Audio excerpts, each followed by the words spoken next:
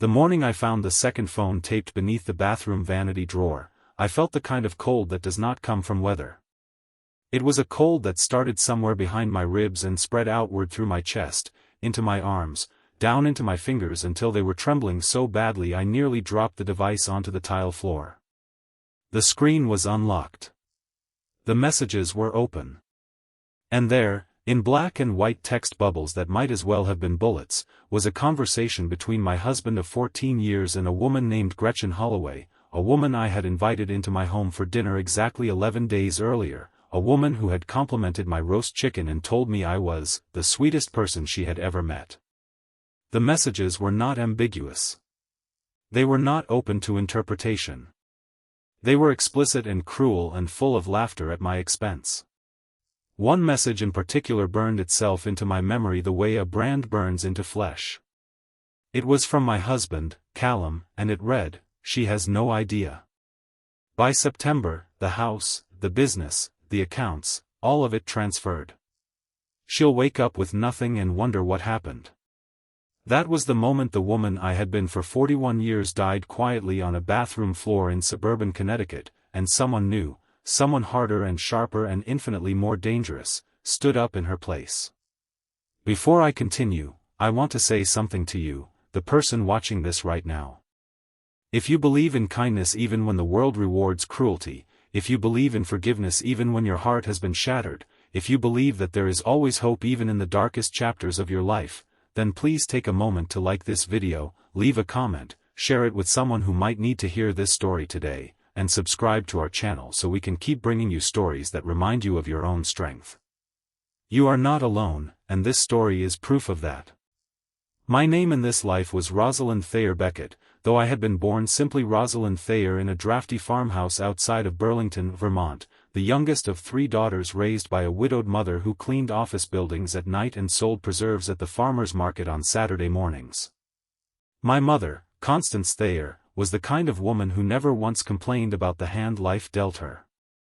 When my father died in a logging accident when I was 4 years old, she did not crumble.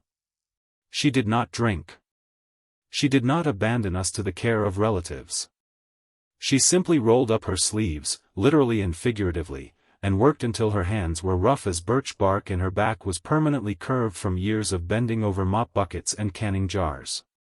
She raised 3 daughters who all graduated high school, who all went to college on scholarships and part-time jobs, and who all carried within them the unshakable belief that a woman's worth was not determined by what life took from her but by what she built with whatever was left.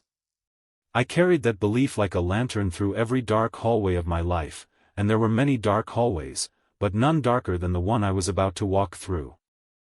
I met Callum Beckett when I was 26 years old, at a fundraiser for the local children's hospital where I worked as a development coordinator. He was 30, tall, with the kind of easy confidence that fills a room the way sunlight fills a window. He was charming in the way that men who have never truly suffered can be charming, which is to say effortlessly, because charm costs nothing when you have never had to choose between charm and survival. He came from money, old Connecticut money, the kind that builds libraries and names park benches after deceased relatives. His family owned Beckett and Calloway, a regional real estate development firm that had been quietly buying up waterfront property along the Long Island Sound for 3 generations. Callum was the heir apparent, the golden son, the man whose future was as certain as the tide. And for reasons I still do not fully understand, he chose me. Plain, hard-working, preserve-selling, scholarship-earning Rosalind Thayer from a drafty farmhouse in Vermont. He chose me, and I was foolish enough to believe that love was the reason. We married in the spring, in a garden ceremony at his family's estate in Old Saybrook, and I wore my mother's wedding dress, altered and rehemmed by my sister Margot, who was the seamstress of the family. The dress was simple cotton with lace at the collar, and I knew it looked out of place among the hydrangeas and the hired string quartet and the 300 guests in designer linen, but I wore it because my mother had worn it, and her mother before her, and because I believed that the things that mattered most in life were not the things that cost the most. Callum's mother, Vivian Beckett, looked at that dress the way one might look at a stain on an antique tablecloth, with polite horror quickly masked by a thin smile, but she said nothing. She rarely said anything directly. Vivian was the kind of woman who communicated displeasure through silence and approval through the absence of silence, and in the 14 years of my marriage, I heard very little absence. For the first several years, the marriage was good, or at least I believed it was good, which in retrospect may not be the same thing. Callum worked long hours at the firm, and I continued my work at the hospital, eventually rising to the position of Director of Development, where I oversaw a team of 12 and managed an annual fundraising portfolio of nearly $4 million. I was good at my job. I was good at connecting with donors, at telling the stories of the children we served, at translating suffering into hope and hope into checks with many zeros. I brought that same energy home. I cooked elaborate meals. I decorated the house for every holiday with the kind of obsessive attention to detail that, I now realize, was less about creating beauty and more about creating the illusion of a life that was working. I hosted dinner parties for Callum's business associates. I remembered their wives' names, their children's allergies, their preferred wines. I was, by every external measure, the perfect wife, and I performed that role with the same dedication I brought to everything else in my life, which is to say completely, exhaustively, and at the expense of my own identity. We had 2 children. Our daughter, Phoebe, came first, a wild-haired, book-devouring tornado of a girl who inherited my mother's stubbornness and my love of language. Then came our son, Fletcher, 3 years later, quieter, more watchful, with Callum's dark eyes and my tendency to observe the world from its edges before deciding whether to step into its center. I loved those children with a ferocity that frightened me sometimes, the way you are frightened by anything you know you could not survive losing. They were the architecture of my heart, the load-bearing walls, and everything I built in my life was built around them. It was around the time Fletcher started middle school that I noticed the first cracks, though I did not call them cracks at the time. I called them stress, or distance, or the natural settling of a long marriage. Callum began coming home later. His phone, which had always been carelessly tossed on the kitchen counter, began traveling with him to the bathroom, to the garage, to bed. He developed new interests that did not include me, golf on Saturday mornings that stretched into Saturday evenings, business trips to Manhattan that required overnight stays, a sudden dedication to fitness that manifested in a gym membership at a club 40 minutes away when there was a perfectly good gym 10 minutes from our house. I noticed all of these things the way you notice a slow leak in a roof. You see the water stain on the ceiling. You know what it means. But you tell yourself it is small, it is manageable, it will not bring the house down. And then one morning you wake up and the ceiling is on the floor.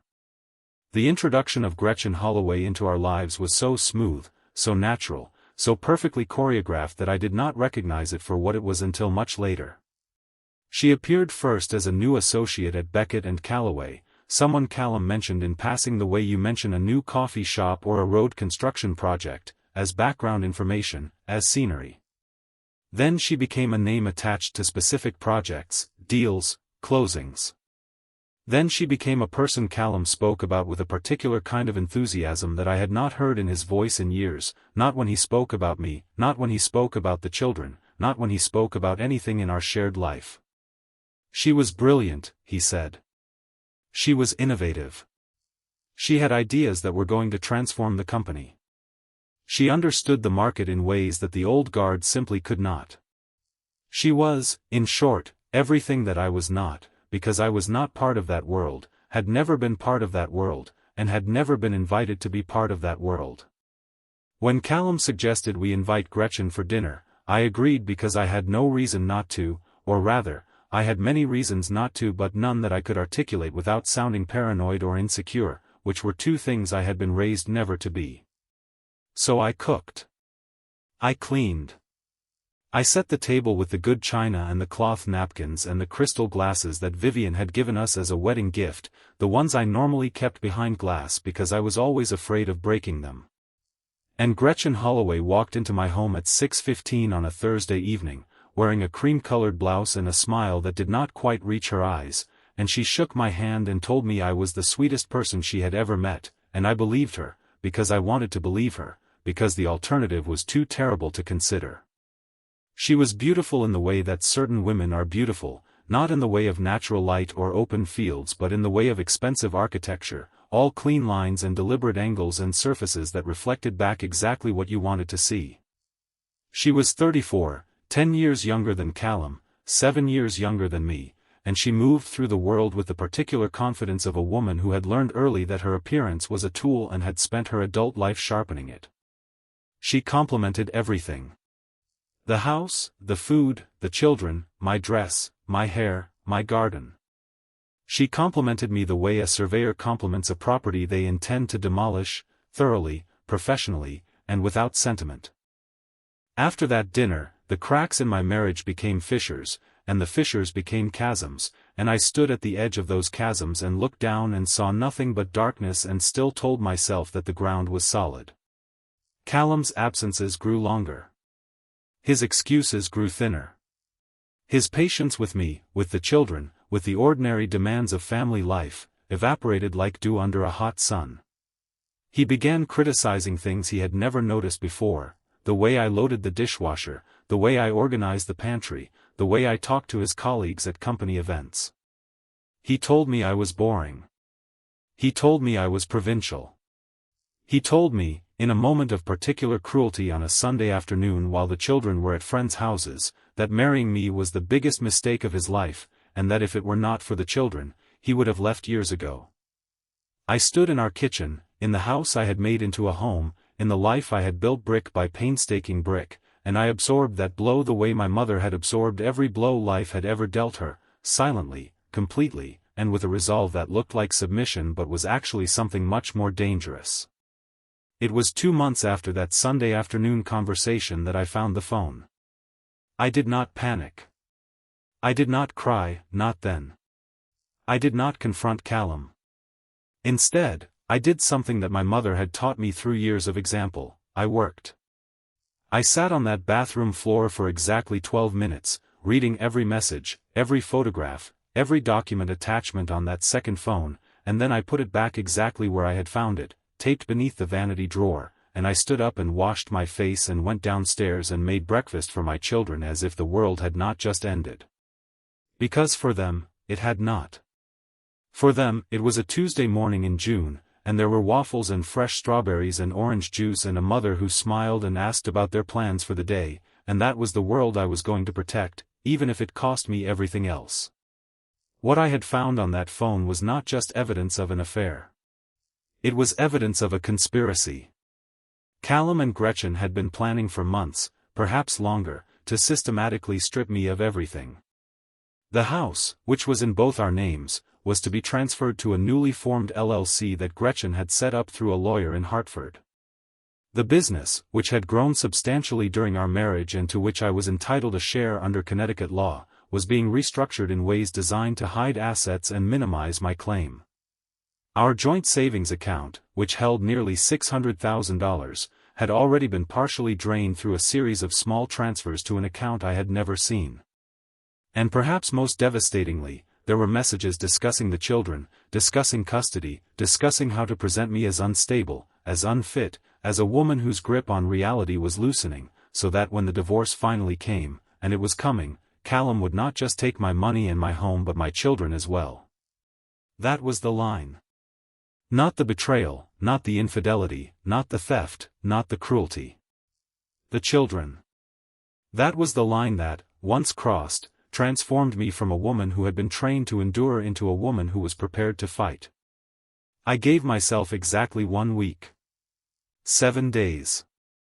In those 7 days, I did not sleep more than 3 hours a night, but during the day, in the bright Connecticut sunlight that streamed through our kitchen windows and our bedroom windows and the windows of the office I rented by the hour at a co-working space in New Haven, I built my case. I was methodical. I was thorough. I was, for the first time in my marriage, acting entirely in my own interest, and the clarity that came with that shift was almost intoxicating. First, I hired an attorney. Not just any attorney.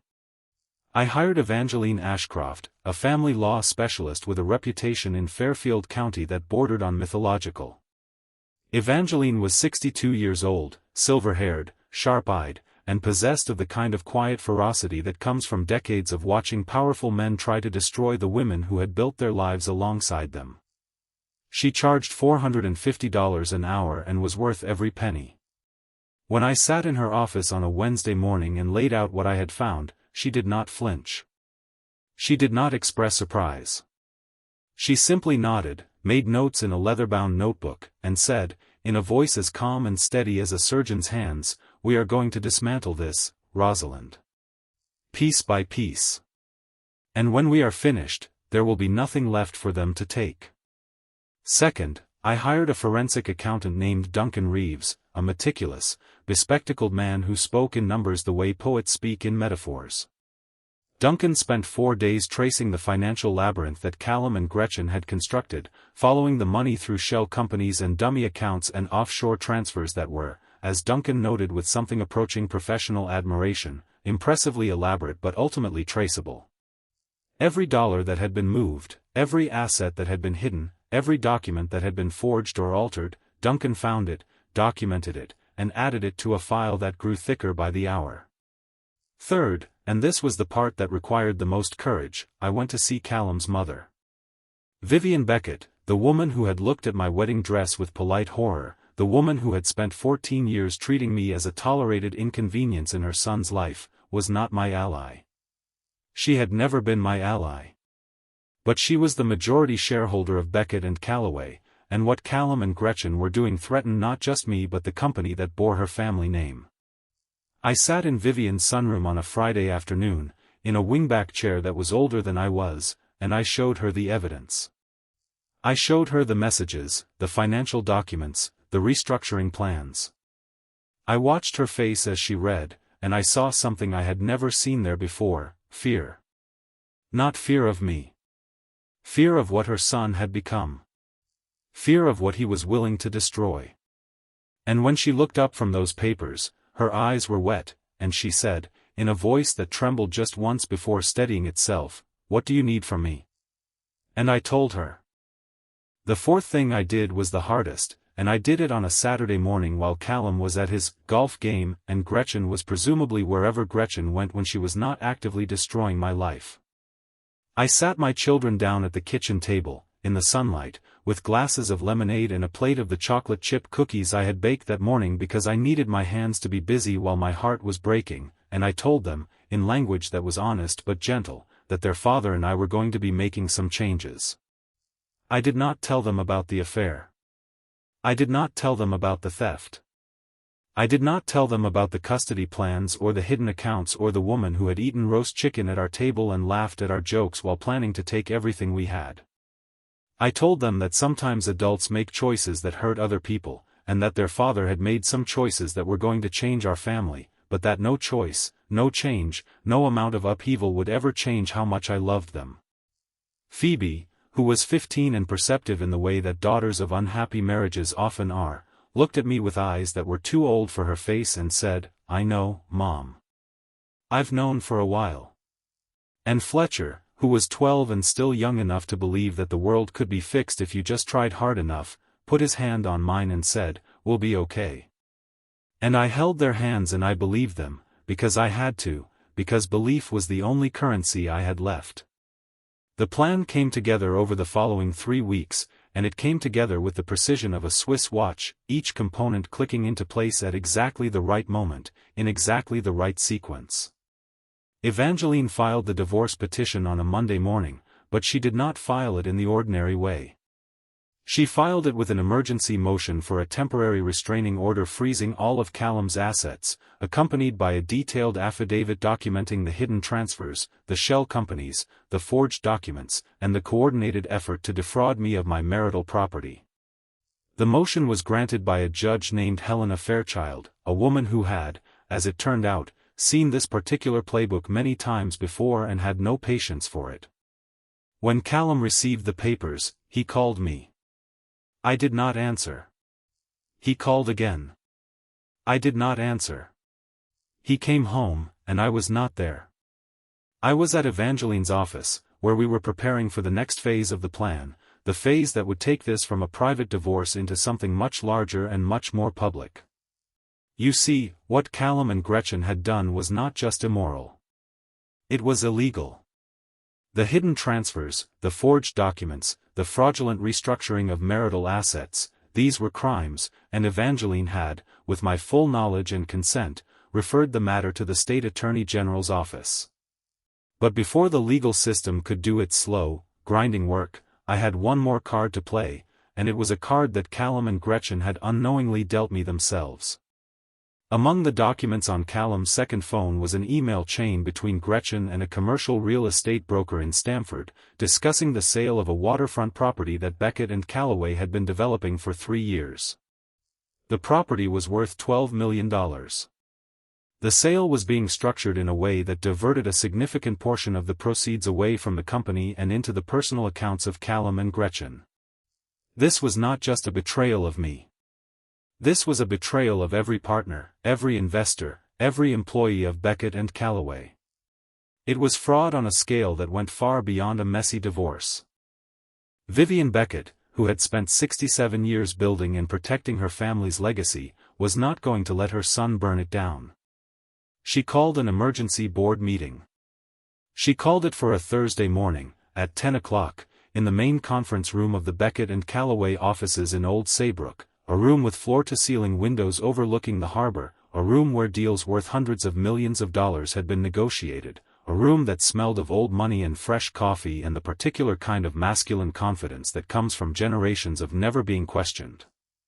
I was not supposed to be at that meeting. I was not a board member. I was not an employee. I was, in the eyes of everyone in that room, simply Callum's wife, a title that had always been spoken with a particular inflection that suggested it was less a relationship and more a job description. But Vivian had invited me, and when Vivian Beckett invited you somewhere, you went. I dressed carefully that morning. I wore a charcoal suit that I had bought 3 days earlier, the most expensive piece of clothing I had ever owned, and I wore it not because I cared about fashion but because I understood something that my years of hosting dinner parties and remembering wine preferences had taught me: presentation matters. When you are about to dismantle a man in front of his colleagues and his mother and his mistress, you do not show up in your gardening clothes. You show up looking like the woman he was too foolish to see you were all along. The conference room was full when I arrived. There were 8 board members, 3 senior partners, 2 company attorneys, Vivian, and, seated at the far end of the table with the particular smugness of a man who still believed he was in control, Callum. Beside him, because of course she was beside him, sat Gretchen Holloway, in a blouse the color of bone, with a smile that faltered for exactly 1/2 of 1 second when she saw me walk through the door before reassembling itself into something that was meant to look like professional composure but looked, to me, like fear wearing a mask. I will not pretend that my hands were not shaking. They were. I will not pretend that my heart was not hammering so loudly that I was certain the entire room could hear it. It was. But I had my mother's voice in my head, steady and sure, saying the same thing she had said to me every morning before I left for school, every evening before I went to bed, every moment of my childhood when the world felt too big and too hard and too unfair: you are a Thayer woman, Rosalind. Thayer women do not break. Vivian opened the meeting. She spoke briefly, formally, about the purpose of the emergency session, and then she turned to me and said, "Rosalind has something to share with the board." And I stood up, in that room full of power and money and male certainty, and I shared. I presented everything. The hidden accounts. The shell companies. The diverted sale proceeds. The forged documents. The email chains. The text messages. I presented them calmly, clearly, with the same skill I had used for 15 years to present fundraising reports and donor profiles and grant applications. I used charts. I used timelines. I used direct quotes from the messages on Callum's second phone, messages that were now displayed on a screen at the front of the room in font large enough for everyone to read, including the message where Callum had written, "She has no idea." By September, the house, the business, the accounts, all of it transferred. She'll wake up with nothing and wonder what happened. The silence that followed was the loudest sound I have ever heard. Callum's face went through a series of transformations that, under different circumstances, might have been fascinating to watch. Shock, then anger, then fear, then a desperate, cornered animal calculation as he tried to find a way out, an excuse, an explanation, a lie convincing enough to survive what I had just done. He looked at Gretchen, and Gretchen, who had spent months smiling at me and complimenting my roast chicken and planning to take my children, looked back at him with the particular expression of a person who has just realized that the ship they are on is sinking and there are not enough lifeboats. Callum tried to speak. He said my name. He said it the way you might say the name of someone you have just realized you have catastrophically underestimated. Rosalind, he said, and there was a question in it, a bewildered, almost childlike question, as if he genuinely could not understand how the woman who loaded the dishwasher wrong and organized the pantry incorrectly and was boring and provincial and the biggest mistake of his life had just, in the space of 20 minutes, destroyed everything he had built. I did not respond to him. I did not need to. The board members were already talking, their voices low and urgent, their faces a collective portrait of fury and betrayal. These were men and women who had invested their careers, their reputations, their money in Beckett and Callaway, and they had just learned that the man they had trusted to lead the company was stealing from it. The company attorneys were taking notes with the speed and intensity of court reporters. One of the senior partners, a man named Theodore Winslow who had been with the firm for 30 years, stood up and said, in a voice that could have frozen the harbor outside the window, "Callum, you have exactly 5 minutes to leave this building before I call the police." Callum left. He left quickly, and Gretchen left with him, and I watched them go, and I felt something I had not expected to feel, which was not triumph, not satisfaction, not the vengeful glee that movies would have you believe accompanies this kind of moment. What I felt was grief. Deep, aching, bone-level grief for the life I had believed in, for the man I had believed I married, for the 14 years I had spent building something that had, in the end, been built on sand. I grieved for the Rosalind who had worn her mother's wedding dress and believed that love was enough. I grieved for the nights I had spent cooking elaborate meals for a man who was eating dinner somewhere else. I grieved for every time I had defended him to my sisters, to my friends, to my own doubting heart. I grieved for the wasted years, and then I stopped grieving, because there were things to do, and Thayer women do not break, and there were 2 children at home who needed their mother to be whole. The aftermath was swift and merciless in the way that consequences often are when they have been delayed too long. The State Attorney General's office opened a formal investigation into the financial fraud at Beckett and Callaway. Callum was removed from his position by unanimous board vote on the same day as the meeting. Gretchen Holloway was terminated and subsequently charged with conspiracy to commit fraud, a charge that carried, as Evangeline informed me with the kind of understated satisfaction that only lawyers can truly achieve, significant prison time. Callum himself was charged with fraud, embezzlement, and forgery, and the judge, the same Helena Fairchild who had granted the restraining order, set his bail at a figure that made his own attorneys wince. The divorce proceedings moved forward with the kind of momentum that comes when one side has all the evidence and the other side has nothing but regret. Under the terms of the settlement, which Evangeline negotiated with the precision of a diamond cutter, I received the house, full custody of the children, a substantial share of the marital assets that had been recovered through Duncan's forensic accounting, and a spousal support arrangement that ensured Phoebe and Fletcher would want for nothing.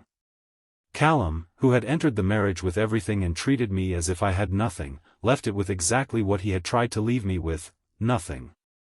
But the story does not end there, because revenge, even justified revenge, even necessary revenge, is not an ending.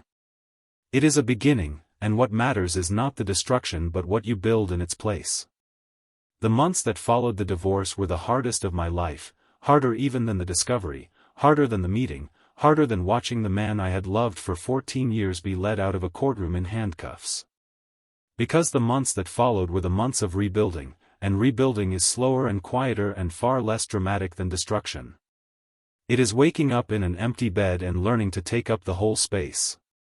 It is cooking dinner for 3 instead of 4 and learning not to set the extra plate. It is answering your children's questions with honesty and grace when your own heart is still in pieces. It is looking in the mirror and trying to find the woman you were before you became someone's wife, someone's victim, someone's adversary, and discovering that she is still there, still standing, still breathing, still capable of laughter and hope and joy, just buried under years of compromise and accommodation and the slow, quiet erosion of self that comes from loving someone who does not love you back. Phoebe struggled. She was angry at her father, angry at me for not seeing it sooner, angry at the world for being a place where the people you trust can betray you so completely. She stopped eating. She stopped reading, which for Phoebe was the equivalent of a bird stopping flying. She sat in her room and stared at the wall and refused to speak, and I sat outside her door and waited, because waiting is its own form of love, and eventually, she opened the door and fell into my arms and cried for 2 hours straight, and I held her and let her cry and did not try to fix it because some things cannot be fixed, they can only be felt. Fletcher, my quiet, watchful boy, processed his pain differently. He became the man of the house, or tried to, carrying groceries and mowing the lawn and asking me every morning if I was okay with an intensity that broke my heart because no 12-year-old should have to carry that weight. I sat him down one afternoon, in the backyard, under the maple tree that he had helped me plant when he was 6, and I told him that it was not his job to take care of me, that it was my job to take care of him, and that being strong did not mean carrying everything alone, it meant knowing when to put the weight down. He looked at me with those dark eyes that were so much like his father's and so much more like his own, and he nodded, and he put the weight down, and he went and played basketball with his friends, and I sat under that maple tree and watched him go and felt something I had not felt in months, which was hope. I went back to work at the hospital. My colleagues, many of whom had watched the news coverage of Callum's arrest and the subsequent scandal with a mixture of horror and fascination, treated me with a kindness that I had not expected and did not feel I deserved.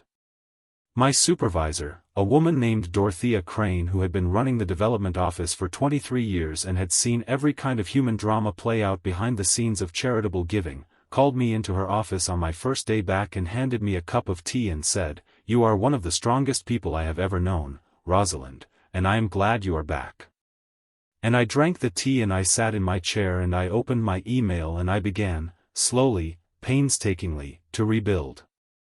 Something unexpected happened during those months of rebuilding, something I had not planned for, something that arrived in my life with the same quiet inevitability as the sunrise. I began to write. Not professionally, not for publication, just for myself, in a notebook that I kept on my bedside table, a notebook with a blue cover that reminded me of the sky over Burlington in October. I wrote about everything. About my mother and her preserves and her rough hands and her unbreakable spirit.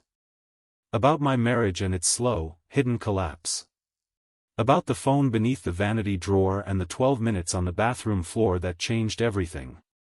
About Phoebe's anger and Fletcher's bravery and the maple tree in the backyard and the way the light fell through the kitchen windows on a Tuesday morning. I wrote and wrote and wrote, and the writing did something that no therapist, no attorney, no forensic accountant could do. It gave me back my voice. One of the things I wrote about was forgiveness, and this is where the story takes a turn that even I did not expect. 8 months after the divorce was finalized, on a cool October morning that smelled of wood smoke and fallen leaves, I received a letter.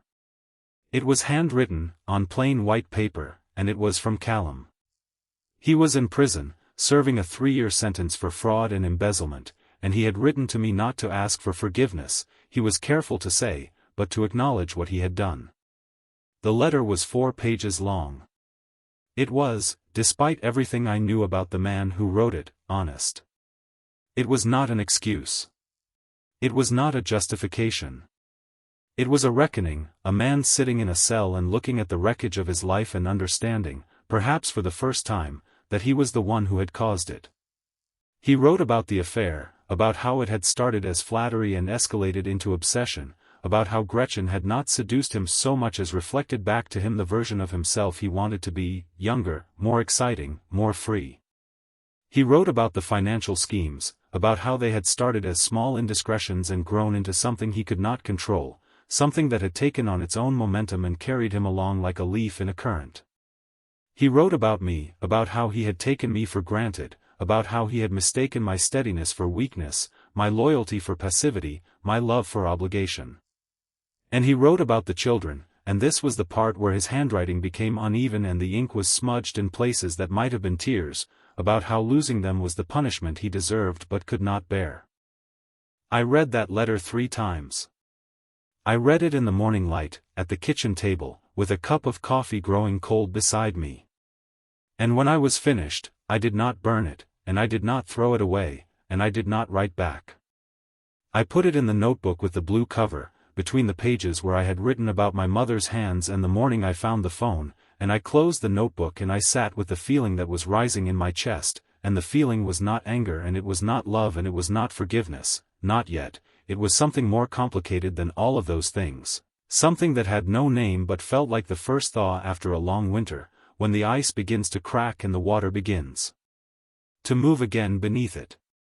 Forgiveness, I learned, is not a single act. It is not a decision you make on a Tuesday and complete by Thursday. It is a process, slow and nonlinear and sometimes agonizing, that requires you to hold 2 contradictory truths at the same time, that what was done to you was wrong, and that the person who did it is still, despite everything, a human being capable of pain and regret and change. I did not forgive Callum because he deserved it. I did not forgive him because his letter moved me, although it did. I forgave him because the alternative was to carry the weight of his betrayal for the rest of my life, and I had already spent 14 years carrying weight that was not mine, and I was tired, and I was done, and Thayer women do not break, but they also do not let themselves be bent into shapes that are not their own. I wrote back to Callum 6 weeks later. My letter was short.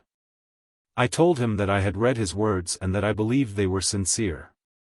I told him that forgiveness was not the same as reconciliation, and that I would never go back to the life we had shared, because that life had been a lie, and I deserved a life that was true. I told him that the children missed him, in the complicated, contradictory way that children miss parents who have failed them, with a love that is inseparable from the wound, and that when the time was right, and only when the time was right, I would not stand in the way of their relationship with him. And I told him something that surprised even me as I wrote it. I told him that I hoped he would use his time in prison to become the man he had pretended to be, because the world had enough pretenders and not enough genuine people, and because his children deserved a father they could be proud of, even if his wife, his former wife, had learned to be proud without him. Gretchen Holloway pleaded guilty to reduced charges and served 18 months. I never heard from her, and I did not seek her out. She was not the villain of my story, or rather, she was a villain, but she was not the point. The point was never about her.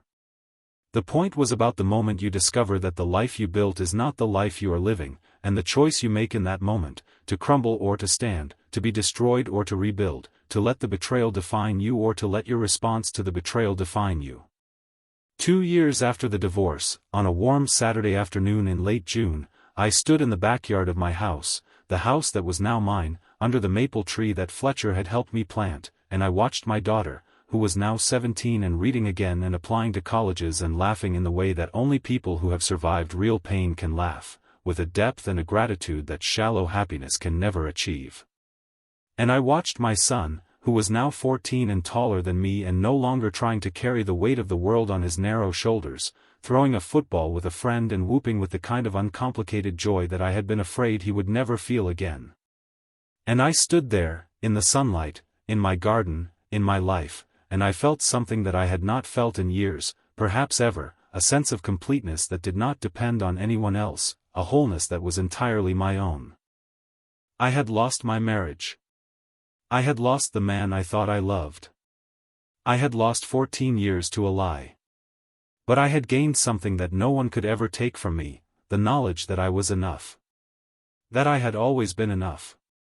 That the woman in the cotton wedding dress was not less than the woman in the designer blouse, that the girl from the drafty farmhouse in Vermont was not less than the boy from the estate in Old Saybrook, that steadiness was not weakness and loyalty was not passivity and love, real love, the kind that gets up at 4 in the morning to clean office buildings and sells preserves at farmers' markets and wears her mother's wedding dress because it matters more than what it costs, that love was the strongest thing in the world. If this story touched your heart, please take a moment to like this video, leave a meaningful comment, share it with someone who needs to hear it today, and subscribe to our channel so you never miss another emotional journey. Our community is built on stories like these, stories of struggle and strength, of betrayal and rebuilding, of the quiet, extraordinary courage it takes to start over when everything you believed in has been taken away. Your support means more than you know, and every comment, every share, every subscription tells someone out there that they are not alone. Before I end this story, I want to ask you something. In the comments below, tell me this: have you ever had to find strength you did not know you had? Have you ever been underestimated by someone who should have known better? Have you ever had to rebuild your life from the foundation up, and discovered in the process that you were stronger than you ever imagined? Share your story, because your story matters, and someone out there needs to hear it. My mother passed away 3 years after my divorce, on a winter morning that was as quiet and gentle as she was fierce. She died in her sleep, in the farmhouse where she had raised 3 daughters alone, in the bed where she had lain awake on so many nights worrying about money and the future and whether she was doing enough, and the answer that I wish I could have given her one more time, was yes, you did enough, you did more than enough, you did everything. At her funeral, in the small church in Burlington where she had been baptized and married and where her own parents had been buried, I stood at the podium and I read from the notebook with the blue cover, the words I had written about her hands and her preserves and her unbreakable spirit, and I said, to the room full of people who had known her and loved her and been fed by her and cleaned up after by her and sustained by her in ways they would never fully understand, she taught me that you do not need permission to be strong. You do not need anyone's approval to be whole. You just need to decide, every morning, to get up and keep going, and the rest will follow. I still live in the house in Connecticut. Phoebe is in her 2nd year at Middlebury College, studying literature, writing poems that make me cry and stories that make me laugh, carrying forward the Thayer tradition of turning pain into something beautiful. Fletcher is a junior in high school, playing basketball and volunteering at the Children's Hospital where I work, because kindness, like strength, is inherited, and he has both in abundance. Callum completed his sentence and is living in a small apartment in New Haven, working for a nonprofit that provides housing assistance to formerly incarcerated individuals. He sees the children once a month. He is quieter now, smaller somehow, as if the experience of losing everything he took for granted has compressed him into a more honest shape. We are not friends. We will never be friends. But we are 2 people who share 2 extraordinary children, and for their sake, and for the sake of the people we are still becoming, we have found a way to exist in the same world without causing each other pain. As for me, I published the notebook. The one with the blue cover. An editor at a small press in Vermont read an excerpt that my sister Margot had shared, and she called me and said she wanted to publish it, and I said yes, and the book came out in the spring, and it was not a bestseller, it was not a sensation, it was not the kind of book that changes the world, but it was true, every word of it, and it changed me, and it changed a few hundred people who read it and wrote to me and said, I thought I was the only one, and that was enough. That was more than enough. On the last page of the book, I wrote a dedication. It said, for my mother, who taught me that the strongest thing in the world is a woman who refuses to break. And for my children, who taught me that the bravest thing in the world is to keep loving, even when love has failed you. And then, below the dedication, in smaller type, I wrote one more line. It said, and for every woman who has been told she is not enough, you are. You always were. Now stand up. I am standing. I am whole. I am, at last, exactly who I was always meant to be. Not Callum's wife. Not anyone's victim. Not the woman on the bathroom floor with the phone in her trembling hands. I am Rosalind Thayer, daughter of Constance, mother of Phoebe and Fletcher, a woman who was underestimated and nearly destroyed and who chose, in the bright morning light of an ordinary Tuesday in June, to survive. And not just to survive. To thrive. To bloom. To become, in the wreckage of everything she had lost, the most magnificent version of herself. And if you are out there right now, in your own bathroom floor moment, holding your own hidden phone, staring at your own unthinkable truth, I want you to know this: you are going to be okay. Not right away. Not easily. Not without pain and grief and sleepless nights and mornings when getting out of bed feels like lifting the weight of the entire world. But you are going to be okay. Because you are stronger than you know, and braver than you feel, and more loved than you can possibly imagine. And somewhere, on the other side of the worst thing that has ever happened to you, there is a life waiting for you that is true and whole and entirely your own. All you have to do is stand up.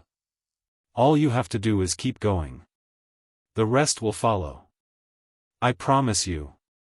The rest will follow.